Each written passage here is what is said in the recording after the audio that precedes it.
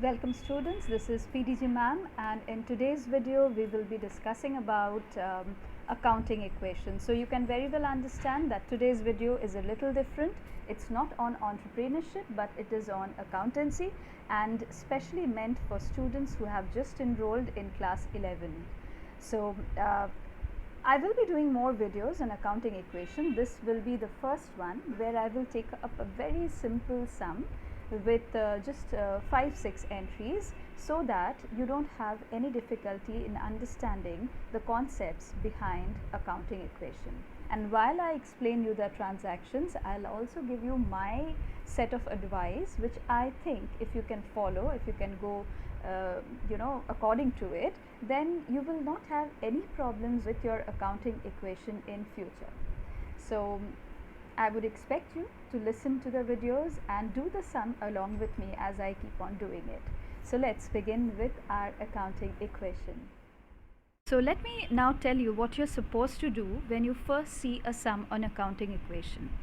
Now, whenever we talk about accounting equation, what will be given to you? You will be given a sum with certain transactions. Okay. So what is the first thing that I feel you should do is go through the transactions very carefully. Read them properly, read them carefully. And once you read them, just work it out in your mind or just write it there. What are the accounts involved in the transactions? Suppose the first transaction is started business with cash 20,000. So that is your first transaction that is given. So whenever you are given a transaction like this, try to find out two accounts that will get affected because of this transaction. Okay, so when you start a business with cash, obviously one thing is cash and you are investing money in your business. That means capital is also involved. So one is cash, which is an asset, another one is capital. Now whenever we are doing accounting equation, we have to keep in mind that whatever the transactions might be, we need to pick out the assets and liabilities and the capital from there, because when we do our accounting equation, on one hand you will have assets and on the other side you will be having liabilities and capital. So from the transaction, what we first need to identify is the different assets involved, the different liabilities involved and the capital thing. Now if there is any such transaction where you feel that some revenue is involved or some expenses are involved or there is some kind of profits or loss there in the transaction, then what will you do? In accounting equation, we don't have any heads for revenues or expenses or profits or losses. We only have assets, liabilities and capital. So from where do I adjust my revenues, my expenses, my profits and my losses? Please do remember that these things will affect your capital. Your revenues, your expenses, your profits and your losses will have a bearing on the equity, that is the capital of the business. So whenever you have transactions involving these, remember to adjust these things with your capital balance. Revenues and profits will be added to capital. Expenses and losses will be subtracted from capital. Now let us have a look at the sum that we will be doing on accounting equation. Let us just read out the entries once. The first entry, I said this will be a very basic sum. So I am not doing any difficult transactions here. I am just starting with the very simple entries that you can expect in an accounting equation. The first one is started business with cash 1 lakh.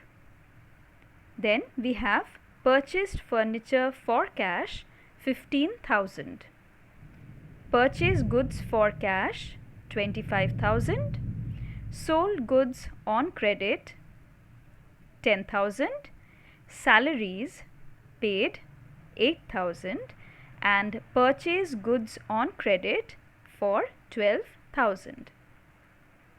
So this is our sum on accounting equation. Now whenever you are given the transactions, first try to find out the account heads that are getting affected because of the transaction. Try to identify the assets and liabilities from the transactions. Now, if we consider the first one, started business with cash 1 lakh, you can understand that from this simple transaction there are two things that we are getting. One is cash and the other one is capital. Okay. Now, whenever we are doing accounting equation, three things we are looking for. One is assets, then we have liabilities, and then we have capital. So, we will try to find out these from here. Now, when I talk about cash and when I talk about capital, see, one thing you can understand is cash is what? Cash is an asset. So, you have already got one asset. Capital, we will leave it like that. Now, let's do the next one. Purchased furniture for cash. So, one we are getting as furniture, other one we are getting is as cash. Now, again, let's see what are these two things. Furniture again is an asset, cash is also an asset. Let's go for the third one. Purchase goods for cash. One is goods, the other one is cash. Okay. Goods and cash. Now, when we say goods, we usually show it as stock. What is this stock? Stock is again asset, cash also is asset. Next, sold goods on credit. So, again we have goods, we have credit. So, again goods, which we will be writing it as stock, and here it was cash, but here it is credit. That is, you will get the money later. The people to whom you are selling your goods are not paying you cash immediately, but they will be paying it to you later. These people are called debtors, the ones who will be giving you money later, from whom you will be getting money after some point of time.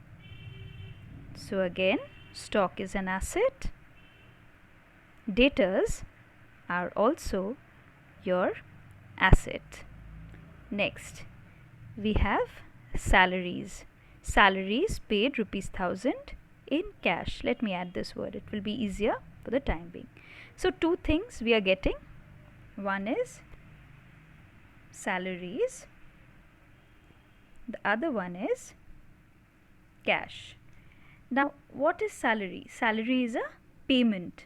Okay, so that means salary is not an asset. Asset is something that you own, liabilities are something that you owe. Salary is a payment that you make. So, salaries is an expense. Cash is an asset that we already know. And in my previous video, I had mentioned that if you have expenses or revenue or profits or losses, remember to adjust this with capital. Okay, so this one is important.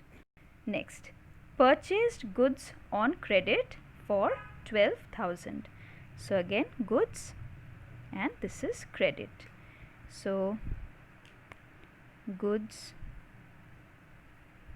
means stock, and now you are purchasing on credit. That means you have got the things but you have not paid the money. There it was debtors, in this case it will be creditors.